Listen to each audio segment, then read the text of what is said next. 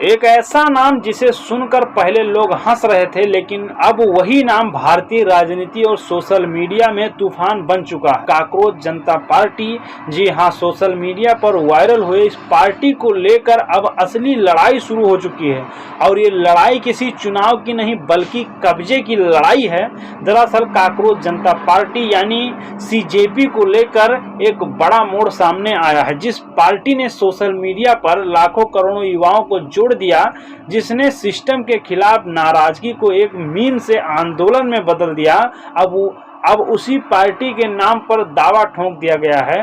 और सबसे बड़ी बात, ये दावा किसी बड़े नेता ने नहीं बल्कि हरियाणा के पानीपत के एक वकील ने किया है। जी हां, पानीपत के वकील सुधीर जाखड़ ने चुनाव आयोग में आवेदन देकर काकरोच जनता पार्टी नाम से राजनीति दल रजिस्टर करने की मांग कर दी है।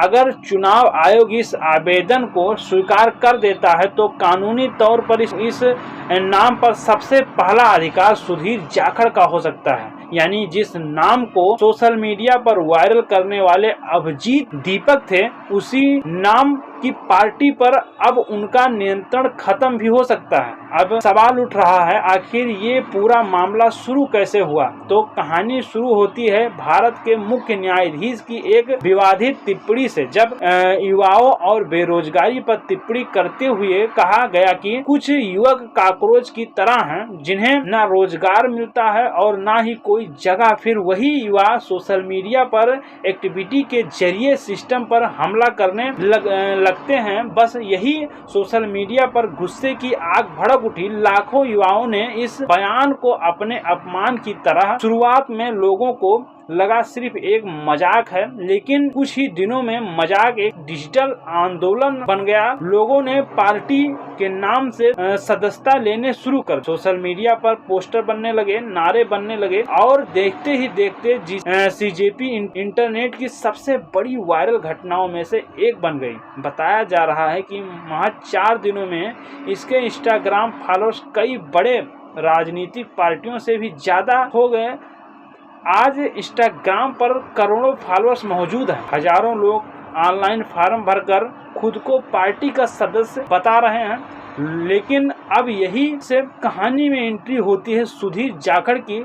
खुद को पार्टी का राष्ट्रीय संयोजक बताने वाले सुधीर जाखड़ ने दावा किया है, उन्होंने अभिजीत दीपक से संपर्क किया था और उनसे कहा कि पार्टी को आधिकारिक तौर पर चुनाव आयोग में रजिस्टर करवा लिया जाए, लेकिन अभिजीत दीपक ने कथित तौर पर ऐसा करने से मना कर दिया। बताया जा रहा है कि वह इस समय अमेरिका की बोस्टन यूनिवर्सिटी में पढ़ाई कर रहे हैं। अब जाखड़ का कहना है कि अगर उन्होंने समय रहते पार्टी को रजिस्टर नहीं कराया तो कोई दूसरा व्यक्ति नाम का गलत इस्तेमाल कर सकता है। इसी वजह से उन्होंने खुद आगे बढ़कर आवेदन दिया। अब अगर चुनाव आयोग इस आवेदन को मंजूरी दे देता है तो सिर्फ पार्टी का नाम ही नहीं बल्कि उसके लोग, उसी की पहचान और यहाँ तक कि सोशल मीडिया पर हैंड्स पर भी कानूनी दावा किया जा सकता है। यानी जिस आंदोलन को लाखों युवाओं ने ऑनलाइन खड़ा किया, उसका नियंत्रण किसी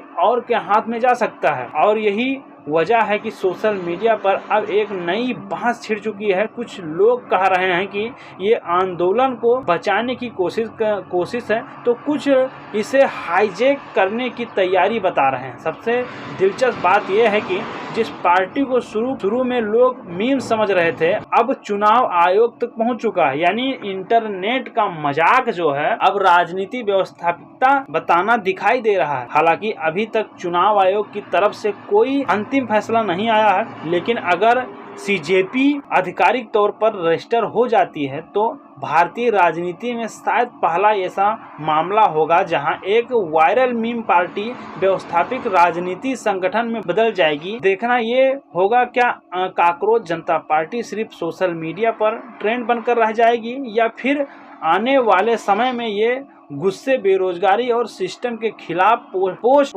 सिस्टम के खिलाफ खड़े युवाओं की नई आवाज बनेगी। और सबसे बड़ा सवाल, क्या इंटरनेट की ताकत अब सीधे राजनीति की दिशा बदलने लगी है? क्योंकि आज के दौर में एक वायरल पोस्ट, एक मीम या एक ट्रेंड कभी कभी पूरे सिस्टम को हिला देने की ताकत रखती है। हालांकि आप सभी का क्या राय है, आप लोग कमेंट करके जरूर बताएं।